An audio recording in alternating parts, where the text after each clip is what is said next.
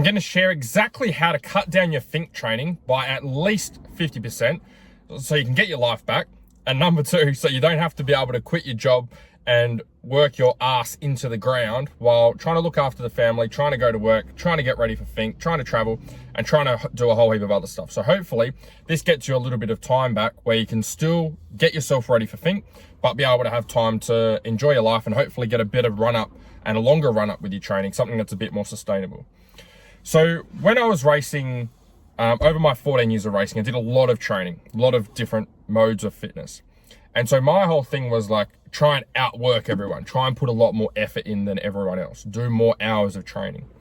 So I used to do that. There was a period there where I did about 5 years of club level swimming. I had no interest in doing club level swimming or competing, but used to do it because I thought that it was going to help me with my racing. So I'd go and swim 3 or 4 nights a week for an hour. I'd get up in the morning before school or before work and do push-ups. I had a weight bar that I'd use, which I did some like higher rep, lighter weight stuff because I was told that was good for building endurance. There was other periods of time there where I did spin classes. So I'd go and do these spin classes for 45 minutes, 3 or 4 times a week. And then I'd finish that off and then go into the gym and do other leg exercises or arm exercises. And I'd try and target different muscle groups to try and work on my weaknesses, work on weak areas of the body because I thought that that would be helpful. And so the problem is, even though I did all of that stuff, it didn't actually help me to be able to get race fit. Okay, I was doing all of these hours and putting all of this time in and still wasn't able to put in a full race at race speed, which is really frustrating because when you don't do any work and you don't do any preparation for something, you can understand if your body's not ready.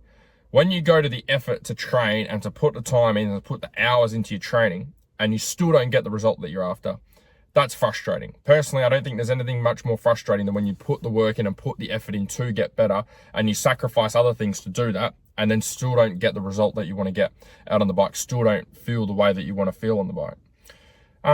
Like looking in for other people, they probably thought I was doing okay and doing all right, but it was more so for me on the inside. It's like I knew I wasn't performing to the best of my ability. I wasn't worried about what my friends thought or what my parents thought or what other people at the track thought. I didn't really care.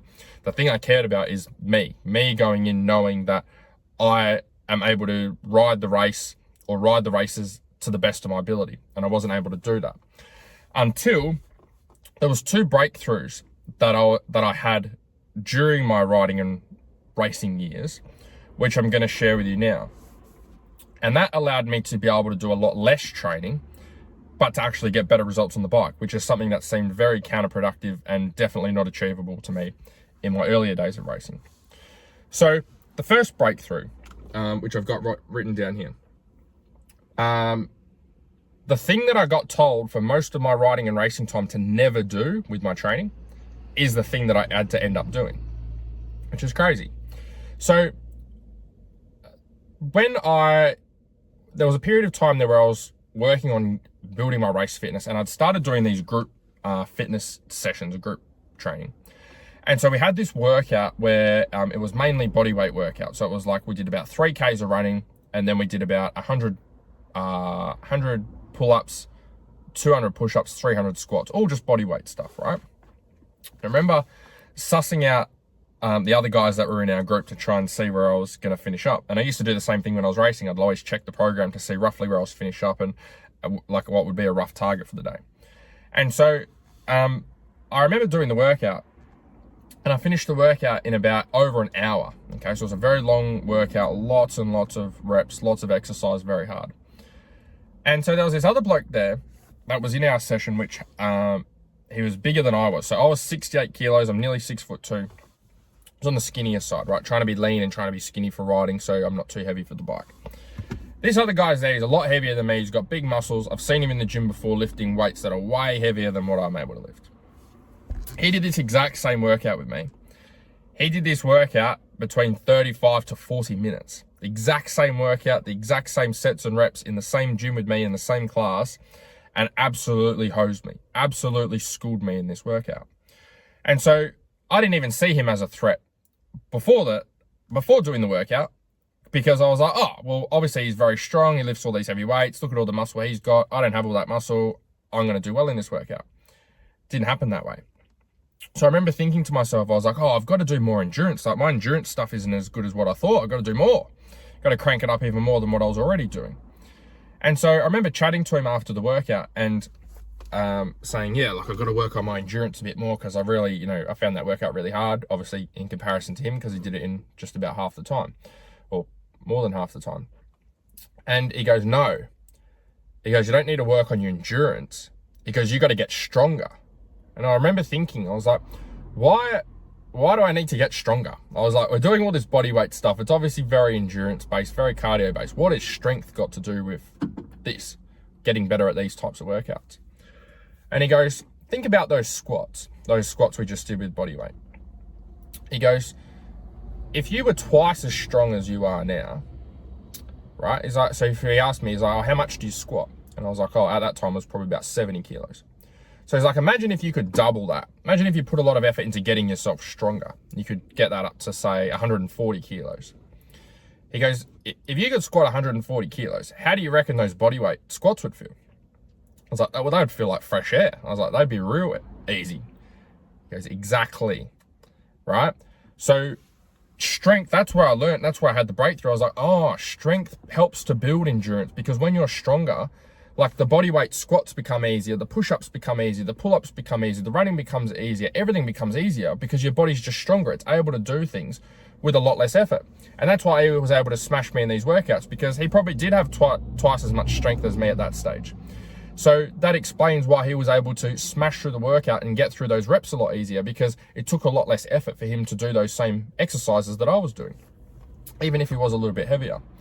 So that's where the message with that in terms of getting ready for Finke is like I was doing a lot of endurance stuff for my training to get ready for my racing, okay? And I didn't do any strength stuff. So it didn't matter for me. Like even if I'd like done 10 times more cycling and 10 times more swimming and 10 times more push-ups, all of that stuff wouldn't have mattered. And the reason that it wouldn't have mattered is because it still wouldn't have built the strength that I need to throw a 100 kilo plus bike around for a 15-minute motocross race or a 2-hour plus enduro race. So that's where you can cut out a lot of time is if you're focusing on a lot of endurance stuff, I think trying to nail, you know, train for hours and hours and hours and you're not doing strength, you can cut back a lot of that endurance stuff by focusing on getting stronger and you're going to get a lot of time back. You're going to get better results with it. And then you can use that time for whatever you want. Resting, recharging, going on Facebook groups, looking at how to set up your bike or even better, get some extra bike time in if you can. That was the first breakthrough. The second breakthrough that I had written down is my body had to get used to resting more with training, okay, to be able to get fitter. So when I was coming towards the end of my riding and racing years, I started doing these competitive fitness competitions. And that kind of took over the area in my life that racing had had before. Like obviously riding and racing takes up a lot of time, right? Not just riding the bike, but all the preparation and time during the week and the traveling and all the rest of it. So I had a lot of spare time when I finished up racing. And so that's when I started doing these competitive fitness competitions. And so I was trying to get like researching, trying to get better at fitness, trying to beat these other guys, trying to perform better in competitive fitness. And so I remember researching, okay, and I was looking at, there was a guy named Rudy in the US, and he was quite popular in the competitive fitness scene at the time. And he used to post up different videos and articles on how to improve, you know, your fitness, your strength, all the stuff that you need to be good at competitive fitness. And on one of the articles, I remember him saying, because I was thinking about like endurance, I need to get better at these longer workouts. Like, do I need to do like a whole heap of cycling? Do I need to do massive workouts? And I remember he said there was a phrase there, I'll paraphrase it, but he said, you need to get your body really, really good at working very hard for short periods of time. And if you can get your body working really, really hard for short periods of time, then if you want to do something for a longer period of time, you just slow down, okay? You just don't go as hard. And I was like, I was like, all right, well, that makes sense. Like if I can get my body going really, really hard for really short periods of time, then if I want to improve my endurance, I just don't push really hard. If I can train it really, really hard as much as it can go and get it better that way, then when I go and do like the workouts or the competitive fitness competitions, I'll just back the intensity off a little bit and that'll allow me to be able to go further.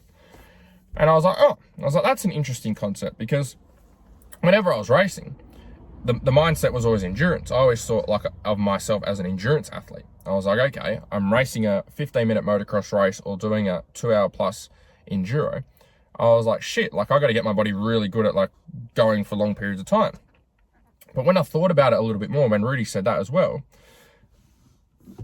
when you're racing, you're not actually racing for the full period of time. Like it's not a consistent effort for 4 hours, right? Like let's say if you're doing Hatta, or 3 hours if you're doing Fink, you're not at a consistent level of effort. Like you might be giving it 100% effort, but your body's not working like at its absolute max the whole way through. Because there's some parts of the track that require a lot of effort and some parts of the track that don't require as much effort. So like if you're going through really sandy whoops, that takes a lot of effort, right? So like if you're at Fink, you're going through a really tough whoop section, that takes a lot of effort. But if you're going through other parts of the track where it's a bit smoother and you can sit down, you're still trying hard, you're still going fast, but your body's not exerting itself very much. So it gets a chance to rest. And that's what I learned through what Rudy had said and applying it to my own training, is I had to be able to get my body really, really good at going hard for short periods of time, being able to rest and recover really quickly, and then being able to go hard again, which is exactly what I was doing on the bike. And I needed to do that with my training during the week. Whereas my mindset before that was like, why am I going to rest while I'm training? It didn't even make sense to me. So they were the two major breakthroughs that I had. And the benefit of that, of using like the interval or high intensity style of training, is you can cut back all your training volume. So I was doing all of those like 45-minute training sessions and going for hours and hours and hours of swimming. I didn't have to do all that stuff because the interval, the high intensity stuff is a lot shorter and sharper, because that's the goal of it. The goal is to be able to push hard for short periods of time, not to just flog yourself for 3 hours, or just, get on the treadmill or, pump out a whole heap of laps. So I was able to cut off a lot of my training time, because now I could get better results with 10 or 20 minutes of doing a high intensity workout or doing interval workouts compared to doing, say, an hour at the swimming pool. So that allowed me to cut more time off my training. And so again, implementing those two things, the thing with the strength and the thing with the cardio and the conditioning, I was able to cut a lot of my training back and do a lot less stuff than what I thought I needed to do, and get better results on the bike. Which again, it sounds counterproductive, it sounds crazy, but it's just, I wasn't doing the right stuff. I was just doing stuff and I was like, oh yeah, if my heart rate gets up and I'm sweaty and I'm a bit sore the next day, well, it's obviously got to be doing something. But I was just wrong, okay? It wasn't the right approach. It wasn't what I needed for racing. So my question for you guys is, how can you, knowing that, or taking on that information, how can you look at your training differently? What stuff do you need to cut out that's maybe a waste of time, like I had in my training? A lot of stuff that was just there that wasn't really helping me to progress on the bike. So what stuff can you cut out to reduce your training time? And then second of all, what stuff do you need to replace? What stuff are you maybe doing that's like a waste of time, not as helpful on the bike as what it could be, and you need to replace and to do something better? If you ask yourself those things, you can definitely cut your training time and do a lot less training than what a lot of riders think they need to do, which is training twice a day for hours.